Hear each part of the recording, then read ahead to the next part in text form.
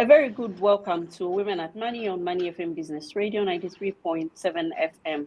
Today we're having a special edition which is called International Women's Day Special Edition #Breaking the Bias. And before we get into the show, we're going to look at a quote that is coming from Barack Obama. He's male. Yeah, empowering women isn't just the right thing to do, it is the smart thing to do. So there we have it, a man acknowledging that empowering a woman is really the right thing to do.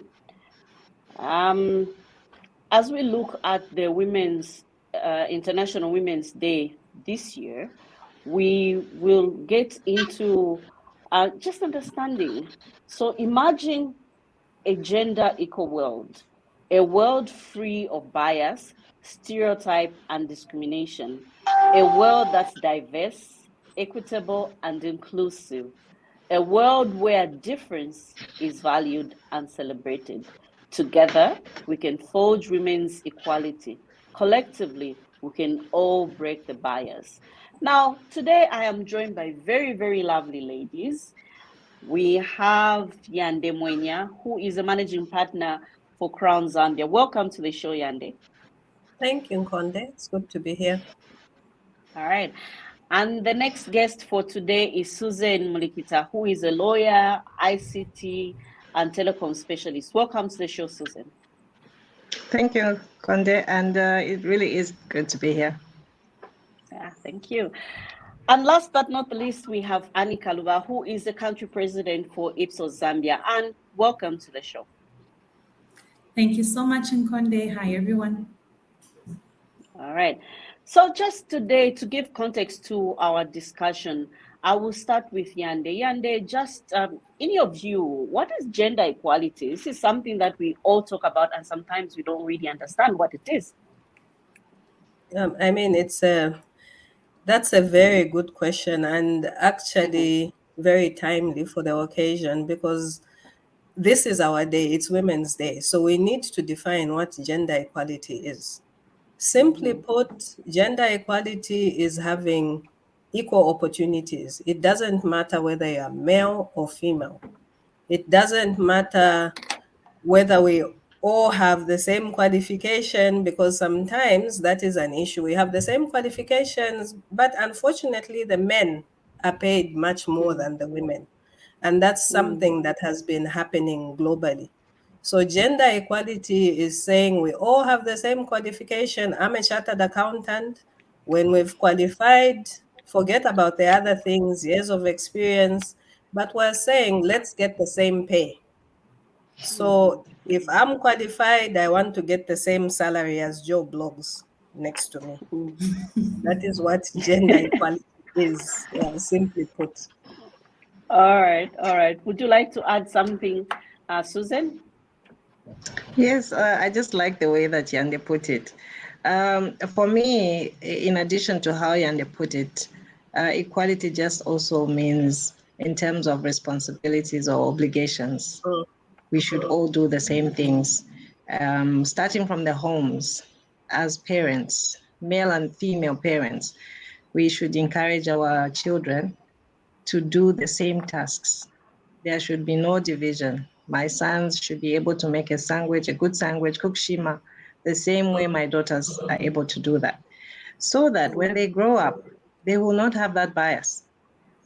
They will never have been exposed to the bias. For them, normal life will be equal opportunities, equal responsibilities, and equal rights. That's how I'd like to put it. Okay. Anything that you'd like to add on gender equality? We are looking at breaking the bias. So gender equality in your view? I think the women have explained it very well. It's all about equal opportunities. It doesn't matter whether you're male or female. I mean, nowadays we actually have some people who want to be genderless, who don't want to associate with a particular gender. So it does put a very big question on how we handle gender equality. But yes, I absolutely agree. Gender equality for me signals equal opportunities to both male and females. As Susan indicated, if we're talking opportunities, we must also talk about consequences, but also equal rights. So if a girl child has the right to a particular benefit, so should a boy child. I also do think that in as much as we are advocating for women rights, that it's important to not neglect the boy child. So yes, very Yeah. important that both male and gender get access to equal opportunities and equal rights. I like the context that all of you ladies have put it, but there's been a debate from the men folk that ladies, you're asking for gender equality, and when it comes to certain things, you do not want equality. So where do we draw the line when we're talking about gender equality? Anyone can take it up. I think for me, what we are saying, we have to be clear. So when we're talking about equal rights, okay, or we're talking about equal opportunities, let me use that word. I'm not now saying I want to take what is rightfully for the man for myself. I'll give you a very simple example.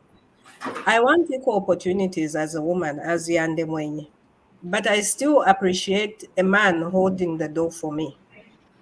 I think that's the gentleman thing to do. I appreciate a man opening the door for me. I appreciate a man giving me way. But when I'm in the boardroom or when I have to make decisions, I want to be respected as an equal partner at the table. So I I don't like want that, Yande. somebody to be Yeah. condescending. You know what I mean? Yeah. Yes, exactly. And what's your view on that? The gender I equality and the absolutely. fight and all those things. Yeah. Yes, I'm very happy that that's where Yande has started from. When I was thinking about what to talk about or to cover in this conversation, the first thing that I wrote down was actually gender equality in leadership.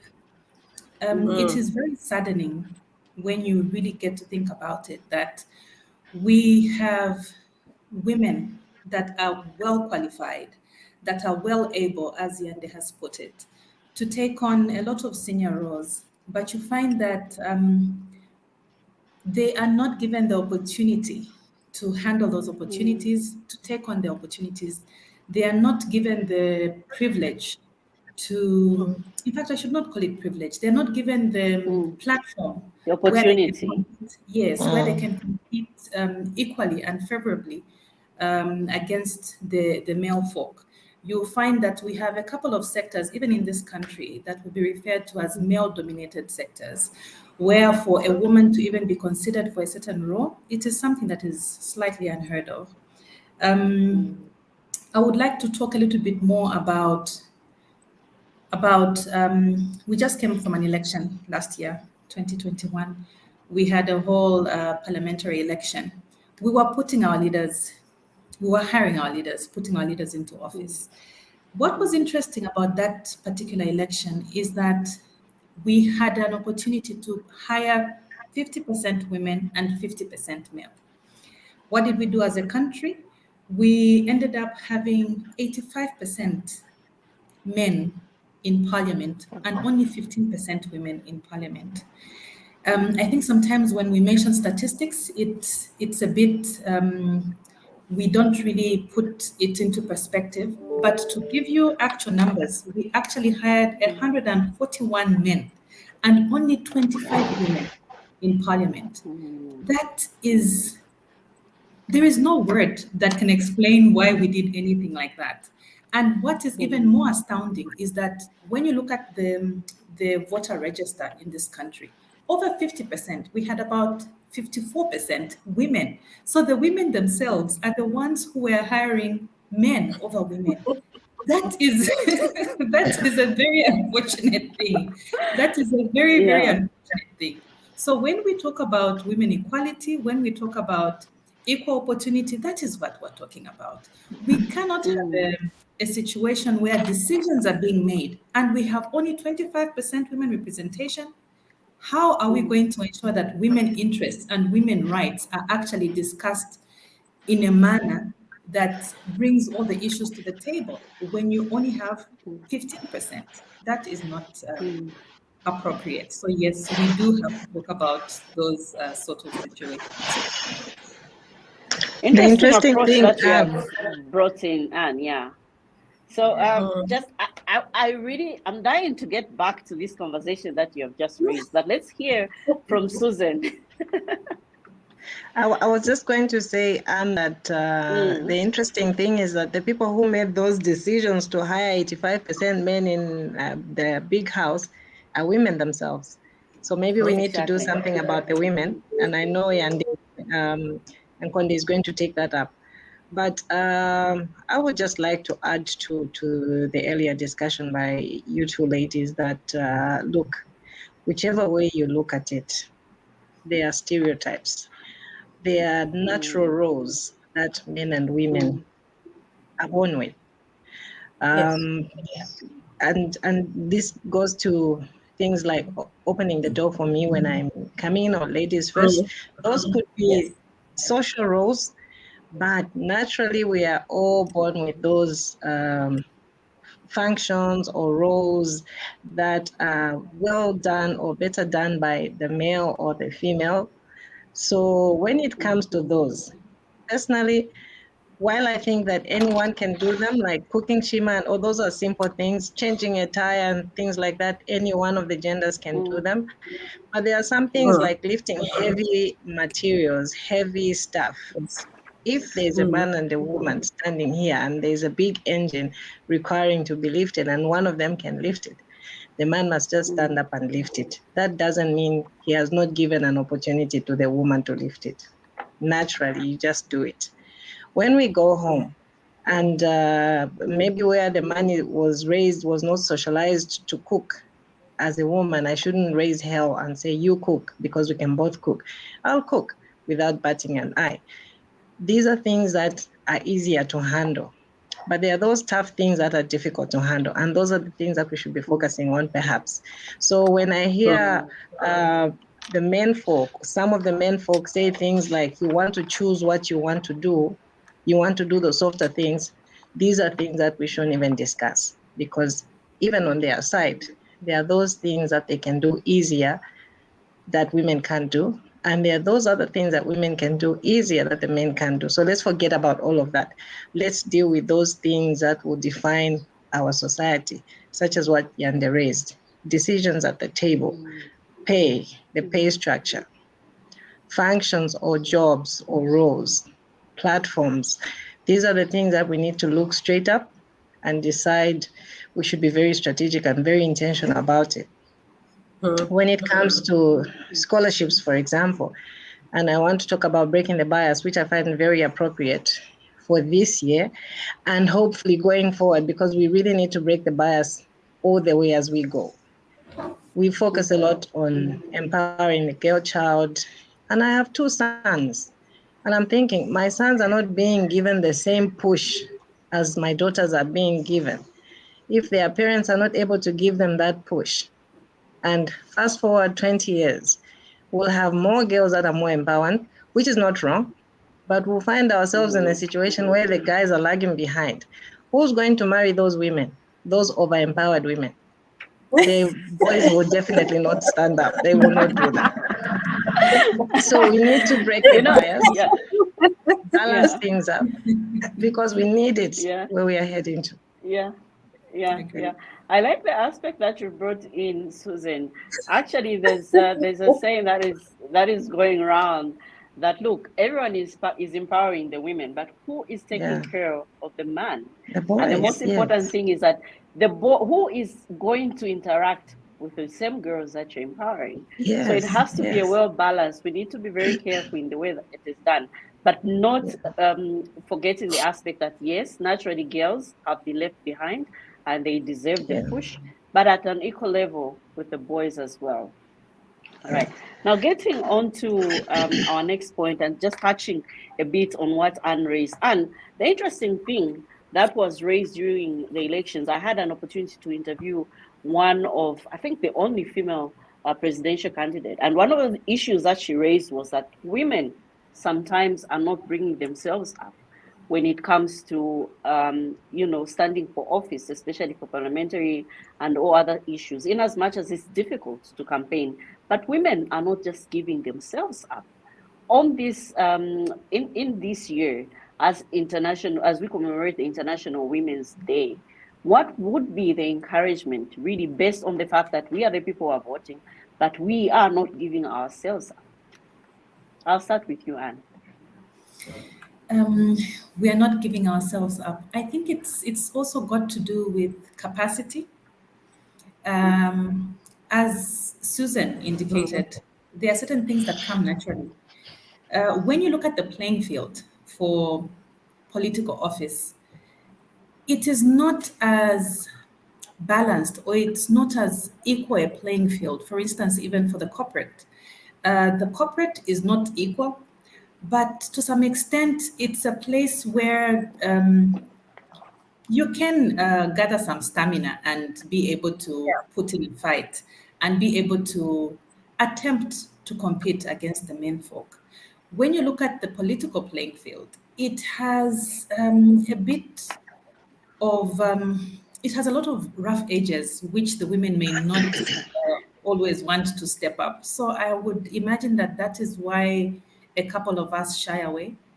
And when I say a couple of us, I do put myself in that box, because I have contemplated entering the public space. But when I just think of the insults, when I think of the animosity, the unfair playing field, I think that sort of draws me back, and it then tells me, you know what, why not take that aggression into the boardroom? Maybe I can go and have some conversations in the boardroom, and perhaps there, if I apply my intellect and I apply my skills, I may actually have a fighting chance. I would imagine that is why we don't have many women getting into that space. So perhaps what we need to do as women is speak out against those things that we don't like in a space such as politics, so that we create a platform for ourselves where we can actively compete. If no one is speaking out, it will become as though that is the acceptable norm, and that is what politics is supposed to be anyway. But when we speak out and create for us, voice out what we want to see, I would like to believe that we can actually create that platform, and that will encourage more women to stand in those positions, to actually put themselves out to contest for some of those positions. And hopefully we'll be able to see Susan standing in the next election, Yande being an active participant, and of course, Madam Humbeshi being an active participant. Yeah. All right. Yande, women are not giving themselves up. The platform is there, but women are not coming through. What is your comment on that one? Not giving themselves up politically or professionally? Yes, politically. Professionally, I think we are getting there. I'm being very diplomatic. So Yeah. honestly, when we look at things, Zambia, we could do better. Honestly, we could do better. I cannot begin to honestly re-emphasize what Anne has just said. We are not putting ourselves out there. Now, when I look at the political arena, and believe you me, I'm watching from the terraces like most of us. I'm not a Yeah. politician. I don't really, yes, I voted, but I don't really understand the dynamics. Now, from my standpoint, we should be doing better now in the 21st century, honestly. We should have more female representation, even in our own country, but we don't have that. It's a very difficult playing field, from what I understand. It's tough, and women shy away from it.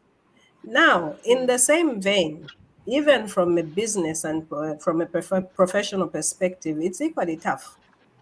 I'll give an example of myself. As far as I know, I'm the only woman running an international audit firm. Why? Why aren't there other women doing what I'm doing?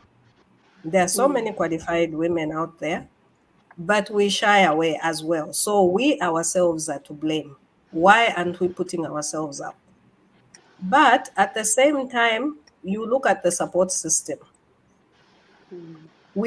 As women, we support each other, but the men are also may not be supportive. May not be supporting this woman who says, you know what, I want to go and throw myself in this election. Whether it be financially, whether it's moral support, that may not be there. But that's not an excuse. We really need to step up. From a professional perspective, we've done well, but we can do better. You look at the number of women that are heading different organizations, just look at this platform today. There are many of us, but we can still do better. In the boardrooms, the numbers are still low. Women don't want to be in the line of fire. But we are equal to the task. So we need to encourage one another and put ourselves out. All right. I like your perspective. We are here. We need to put ourselves out there. Yeah. Susan, concern that was there in the previous, by elections was that women are not putting themselves out there. The platform is there. The opportunity is there. The women are not giving themselves out there. What is your view? Thank you, Konde. My view is that, yes, indeed, there are so many very capable women, but I think that we need to look at two things. The aspect of intentionality. Who must practice intentionality? Is it the men or is it the women? And I think my sisters have spoken about it. It's the women. The women must decide, they must desire, they must want to stand. But then, even if as a woman I want to, if the powers that be are not supporting me, it will not happen. And when I say the powers that be, I cannot even hide, but I'll still say the powers that be mostly made up of the menfolk. Maybe not necessarily the menfolk, but let's look at it from the point of view of strategy, the country strategy. What's the country strategy? If the country strategy is that we must have 50 women, how are we going to implement it? We must put in place systems. The platforms must be very clear about making sure that 50% of women who qualify are enabled and they participate. And my own honest belief is that if we had 50% of those women competing with men, those women stand a high chance of being elected into some of these political offices. I mean, we've seen how women that we felt were not aggressive have stood up and they got elected into public office, and we see some of them as ministers. When you find them out there, you wouldn't even think that these women are able to stand against men in those very toughly contested political elections. When we go to the boardroom, again, I've found myself so many times as an interviewee before a panel of 10 men. And the list of interviewees was 5 maybe, 2 ladies, 3 men. And the interview panel is made up of 10 men. Obviously, they hang out together, maybe at the golf club, maybe they go and catch up at the pub, which I don't do, my sisters don't do. But while they're out there, they're getting to know each other more. They are not knowing us because our social conditioning is such that we don't hang out in those places. So when we go to the interview panel, these guys already know each other. I'm not saying that they will be biased, no, but they have a certain level of knowledge of who they are dealing with. They don't know me. They don't know my emotional well-being. They are probably thinking this one will snap one day. Let me deal with someone who I know won't snap. So I'm talking about strategy. So when we go to a platform where there's 10 men, first of all, there should not be 10 men. And when I say 10 men, I mean these 10 men are already sitting in 10 offices and they were already appointed by someone who put them in these 10 offices, when in actual fact, the split could be 50-50. We could have 5 women, 5 men, because we do have 5 women that qualify. So then we can have a panel of 10, 5 men, 5 women. And then when we have 2 women being interviewed by 5 men, 5 women, it can be a bit fairer than it is. So for me, it's 2 things. We have to have the strategy as a country. With the strategy, have the platform, have the systems in place to protect. If we know that the vice in this country is that we are not protecting women, women are not able to stand up because they are scared of what happens there, then we must have a system of protecting them, because what do we want to achieve? We want to achieve that 50%. Then the intentionality by the women will be easier to deal with, because I know that I'll be protected, then I can stand up. So those two things, so at policy level and implementation level, at government level, if it's in the private sector, you may not say much, but then they must also be intentional about hiring. For example, if it's an engineering firm, they must have maybe 50% women. They must reserve 50% seats, because if you're hiring an engineer, you're hiring an engineer. There's no two ways about it. One must have qualified to be an engineer in order for you to consider them. So that is also easily doable. As an example, I'm in a country at the moment where it's amazing. The representation is nearly 50-50. You can even think that at some point the women will surpass the men in terms of holding position. Why? Because the intentionality is there. The strategy has been put in place. You find women that are very aggressive, over aggressive, and talking over the men, and you are like, wow, can this not happen in my country? So as a country, I think we have a lot of work to do. I like that. And we should acknowledge that certain countries and certain institutions are making headway when it comes to women representation, isn't it? Yes, definitely. Most definitely. Yeah. All right. So if you're just joining us, we are on Women at Money on Money FM Business Radio. We are streaming live online, and we are also streaming live on radio. Today we're looking at breaking the bias, and it is a special edition for Women's Day. Now, ladies, getting into the next set of our conversation, this year's theme has been couched around gender equality today for a sustainable tomorrow. What is your view on this? What is your personal interpretation? We'll start with Anne. What is your personal interpretation of this year's theme, which is gender equality today for a sustainable tomorrow? All right. Thank you so much, Nkonde. How I interpret the theme is that if we don't sort out the inequalities today, we may end up with a questionable tomorrow. So we do have to take care of sorting out the inequalities today for us to ensure that we have a good tomorrow, not just for our girl child, but as Susan indicated, also for our boy child. How I look at the inequalities that we are facing, I think earlier on, Yande did talk quite a bit about inequalities even in pay.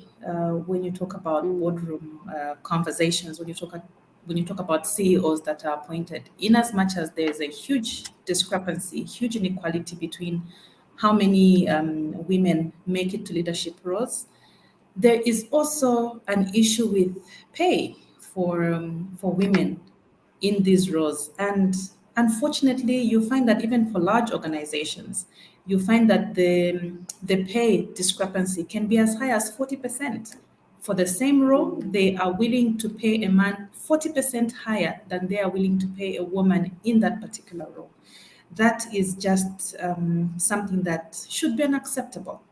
But unfortunately, those are biases which we are dealing with today. And those are biases that we need to talk about. Those are biases that we need to voice out and try to ensure that they are neutralized, that our children should not have to face these same biases, that the future generation should not have to fight the same struggles.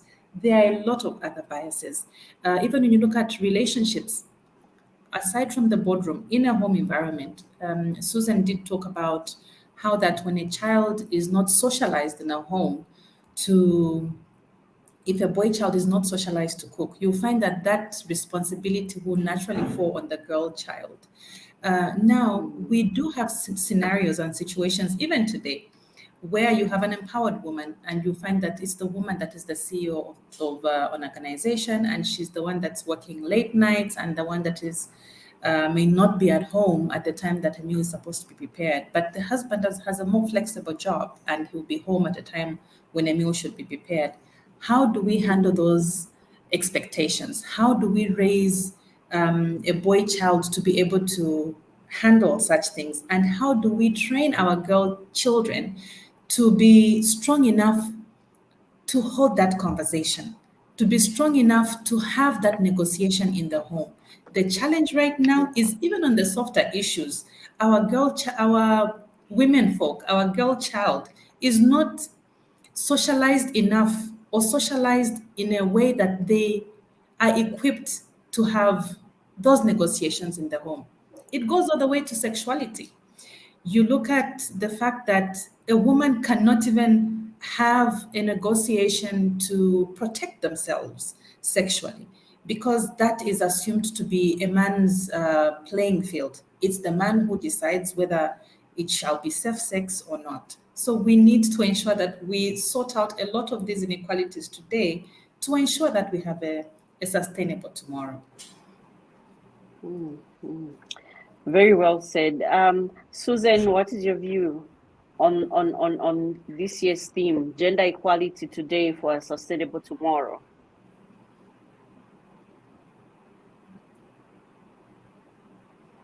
I think it's come at the right time. I would just pray perhaps that as opposed to it just being a theme for this year, the practice carries on going forward. And going forward, because we are dealing with the future, we will have to deal with the future. If we look at it as a theme for this year only and work around it this year only, forget about it. Next year, we move on to another theme, forget about this year's theme. Then fast forward 10 years, 15 years from now, we'll still be dealing with these biases. So it was interesting to hear Anne say that they give a man 40% pay or more than a woman. And you kept on saying they, and I was saying, who are they? That's where we are right now. They are doing that. So if we use this theme this year and take it, spread it over the next few years, 10, 15 years, ensure that everyone is alive to the fact that we need to break these biases, then the day that we will be dealing with in the next 10 to 15 years will be a balanced day.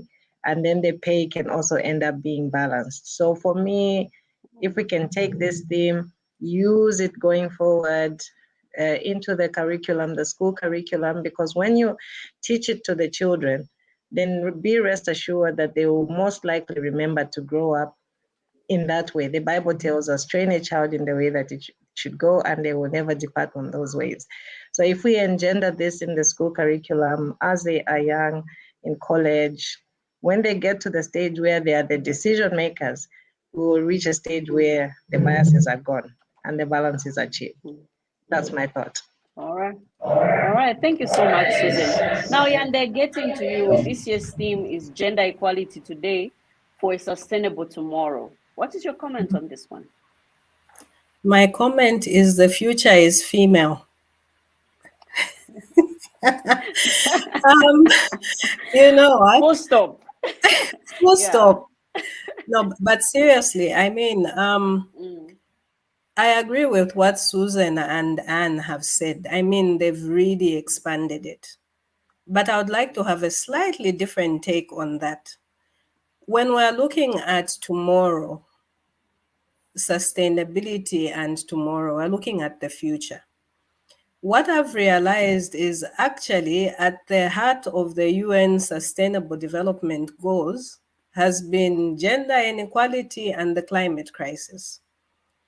So when we're looking at gender inequality, we cannot ignore the climate crisis. And why is that? 80% of the population of people that have been affected by climate change is actually women and girls. So as we are sorting out the climate, we need to have the inequality sorted as well. Why? Because women are displaced very badly. They are found to be wearing the face of poverty. When you think of poverty, you think of a woman. because of deforestation or soil erosion or whatever chemicals are going into the soil, women are at the center of that. So we cannot move forward before we sort out our climate as well. We can't ignore that. And interestingly, it's like they go hand in hand. So for me, that's the standpoint I was looking at. In that particular vein, I know there's been a lot of sensitization going. When we look from a professional setting, we're talking about carbon credits. So people are coming to plant trees, different organizations, these international companies could actually come to Zambia and be able to get carbon credits. But the women need to be allowed to be decision makers, even in the village. So in the urban areas, we're doing a good job. We are all here on this panel. But when we go to the grassroots, are we allowing these women to be decision makers? Are we allowing them to say, okay, there's this woman, she's able to own this piece of land, and she says, you know what, I'm going to plant trees because it's sustainable for my children tomorrow and their children. I believe that's what we need to do. So yes, we're talking about equality, but we should empower them as well in that sector of dealing with our climate as well. I like the issue that Yande has brought up. I belong to a group called Women Leaders for Climate Action. And one of the things that we're looking at is raising women's voices to ensure that the women are also heard. The women are also helped in the various things that they are going through. A simple example, Yande, is that when it comes to drawing water, the wells are dry. Who's at the queue? Who's not in school? The women. It is, yes, it is the women. Yes. And those are the ones that need to be heard, that need to be helped. And one interesting thing is that I met a young girl who told me that, look, I have this idea and I have land. All I need is just help so that I can plant.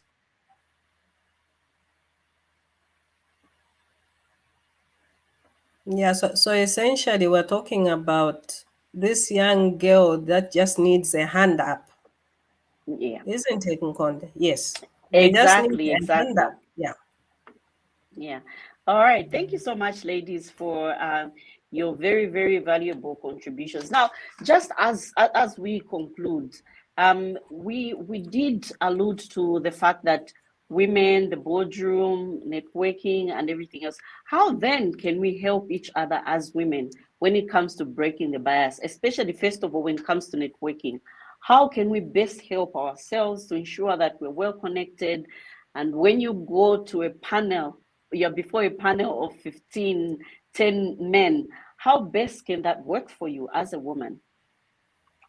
I'll start with Susan, because I think she's one of the people that raised it up. Yeah, thank you, Nkonde.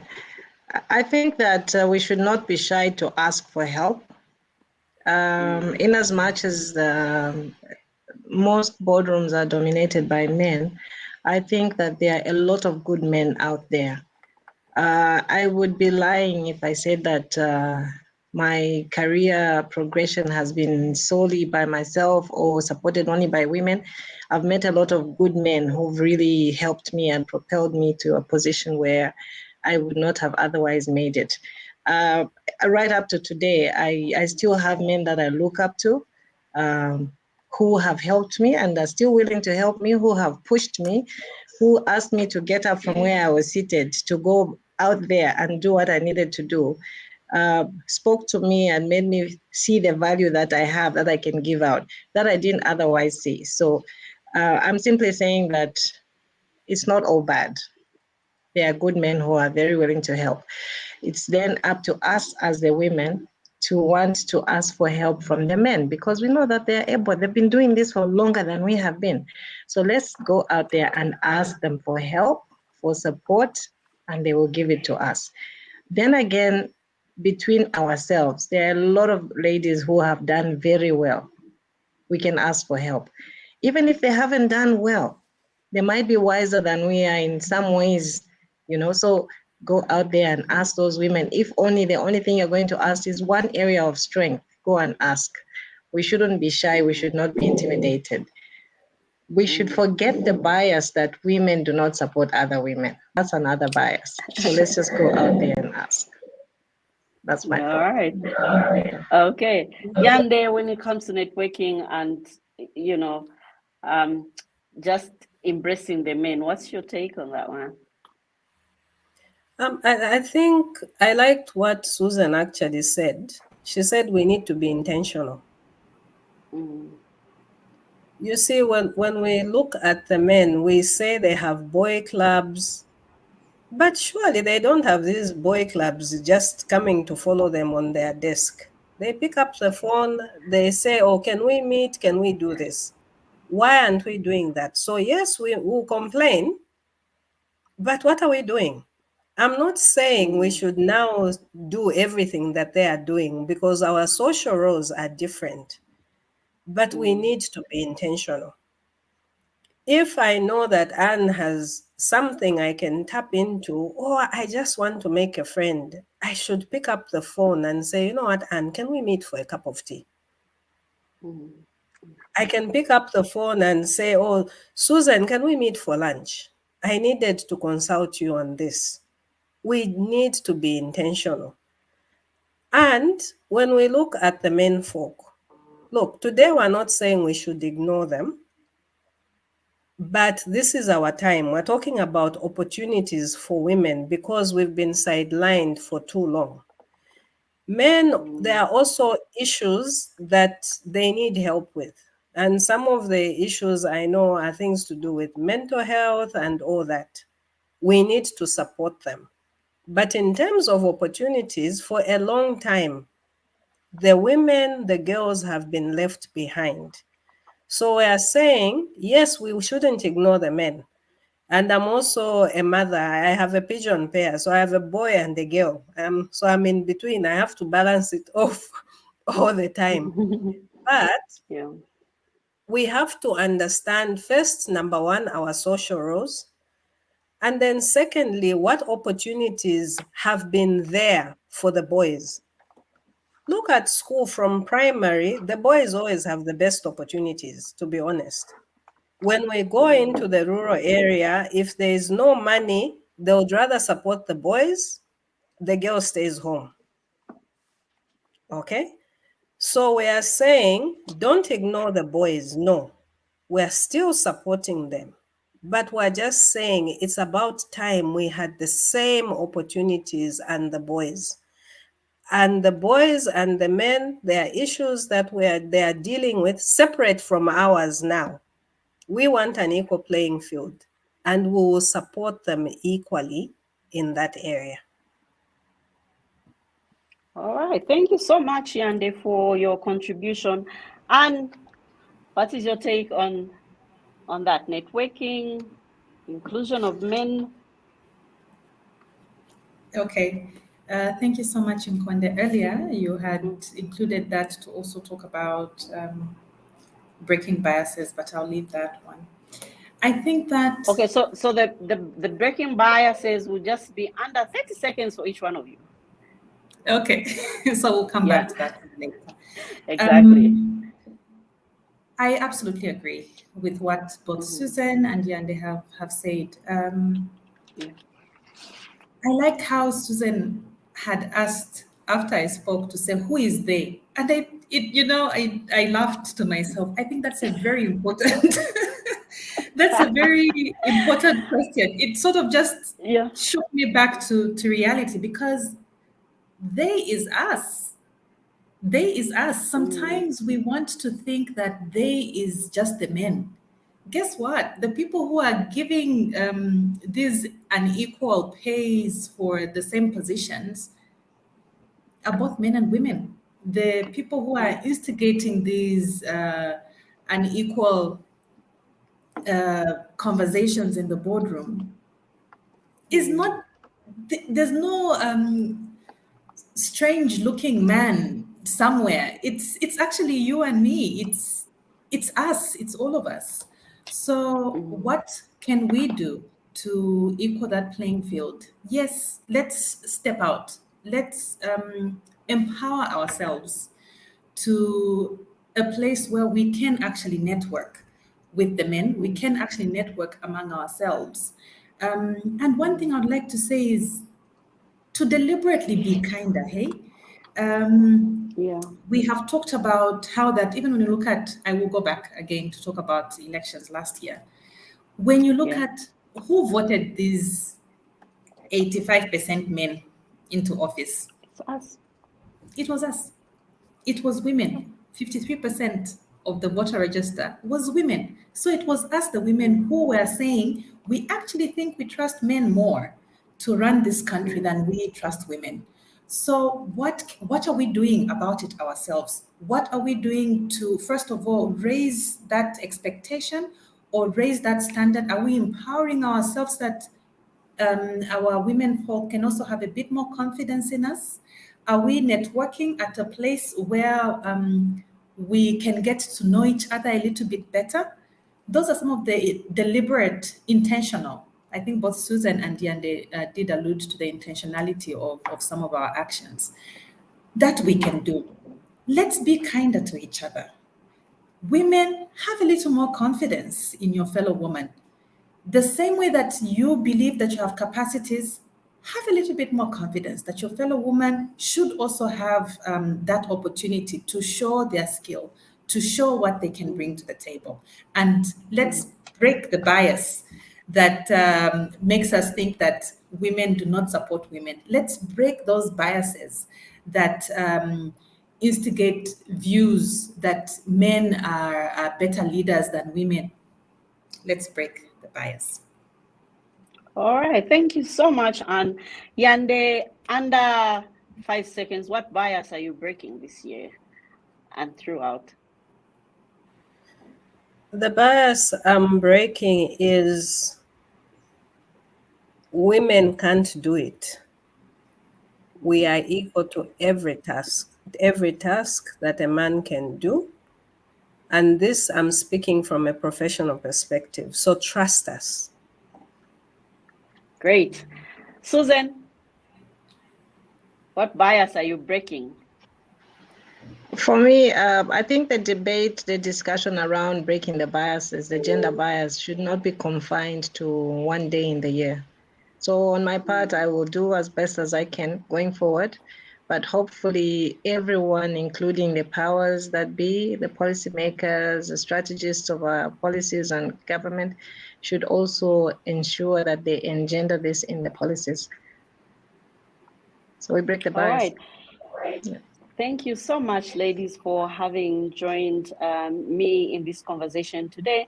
We have all agreed on this platform. Breaking the bias. Oh, I thought. Oh, sorry, and I thought you had gotten your take on that one. Which bias are you breaking moving forward?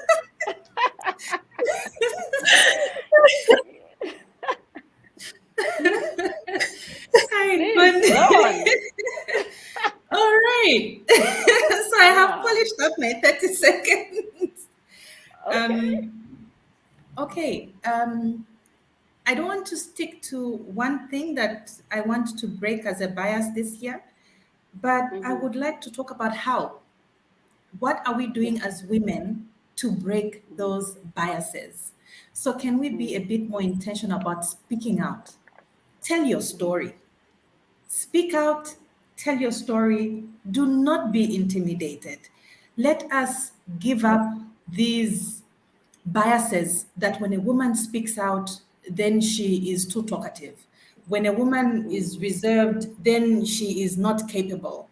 Let's break those biases. How do we break them? By speaking out. Speak out, lift one another, and abash. At campus, we used to say abash. Abash the intimidation. I remember. yeah, abash. Thank you. All right. So there you have it, ladies and gentlemen. We were having a conversation, and today it was International Women's Day special, and our hashtag was breaking the bias. I had very, very, very special women, powerful women in studio. I had Yande Mwenya, the managing partner of Crown Zambia. I also had Susan Mulikita, who is a lawyer, ICT telecoms expert. And I also had country president for Ipsos Zambia, Anne Kaluva. Ladies, thank you so much for having come through.